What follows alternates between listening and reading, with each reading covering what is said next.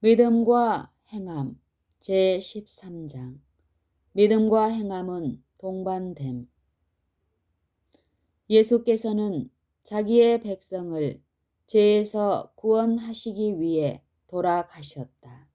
그러므로 그리스도의 구속은 하나님의 율법을 더 이상 범하지 않는다는 것과 모든 죄악으로부터 자유케 된다는 것을 의미한다.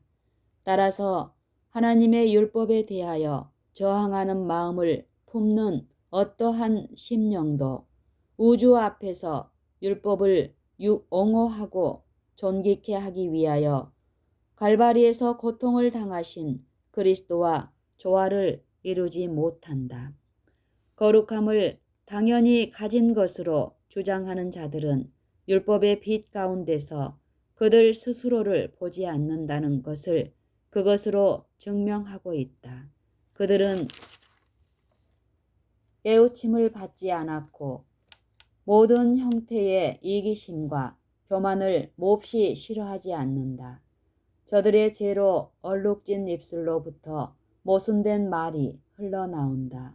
나는 거룩하며 죄가 없다.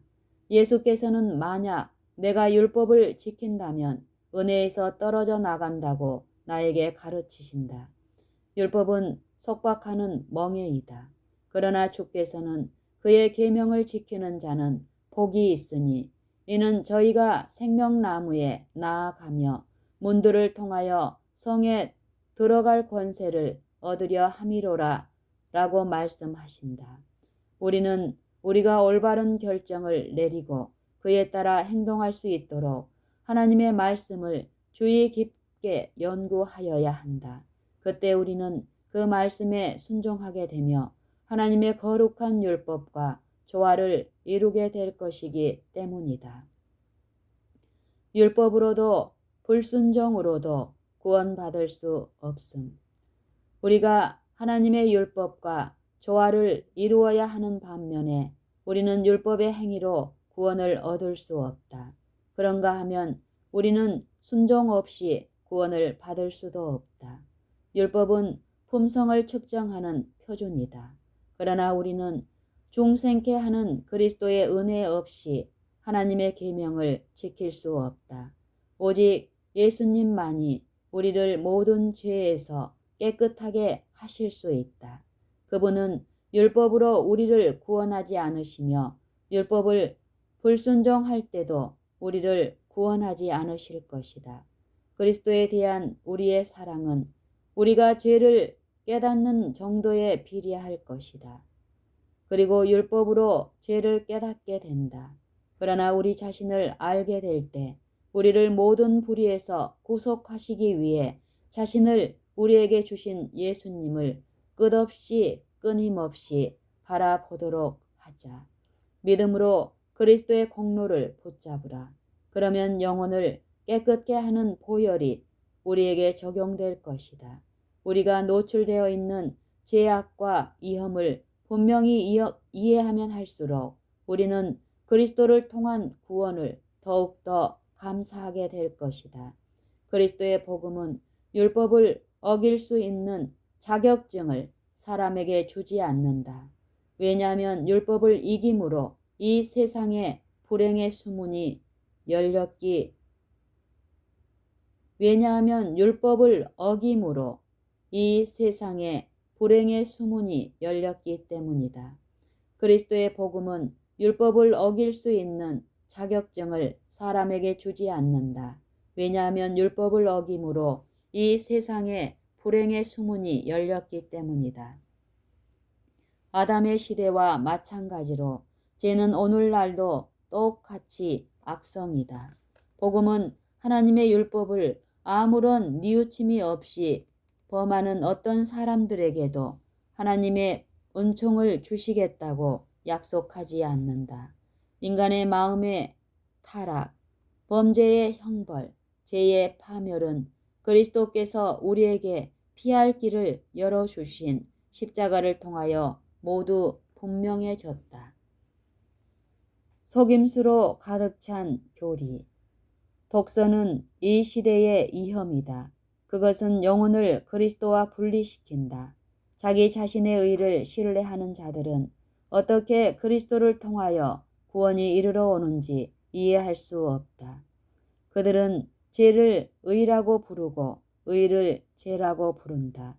그들은 하나님의 도덕적 표준을 존중하지 않기 때문에 범법의 악을 깨닫지 못하고 율법의 두려움을 이해하지 못한다. 오늘날 거짓 해심이 그처럼 많은 까닭은 하나님의 율법에 대한 이해가 지나치게 낮기 때문이다. 의에 대한 하나님의 표준 대신에 사람들은 품성을 측정하는 그들 스스로의 표준을 세워왔다. 그들은 거울로 보는 것 같이 희미함으로 사람들에게 성화에 대한 거짓 사상을 제시하여 자만과 교만과 독선을 장려한다. 많은 사람들에 의해 주장되고 있는 성화의 교리는 속임수로 가득하다. 왜냐하면 그것은 육신적인 마음에 아첨하고 있기 때문이다.